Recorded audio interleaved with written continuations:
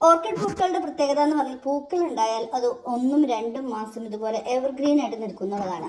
നമ്മുടെ Wanda, Mokara, അതുപോലെ തന്നെ ഫെല്ലോപ്സിസ്, ഒൻസിഡിയം, അതുപോലെ ഡെൻഡ്രോബിയം വിഭാഗത്തിൽപ്പെട്ട എല്ലാത്തരം ചെടികൾക്കും ഇത് തന്നെയാണ് ലൈഫ്. ചെടികൾ പെട്ടെന്ന് നശിച്ചു പോകില്ല.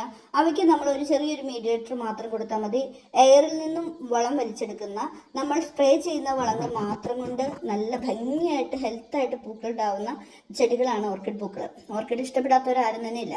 അപ്പോൾ ഈ ഓർക്കിഡിനെ നമുക്ക് പല രീതിയിൽ സെറ്റ് ചെയ്യാം.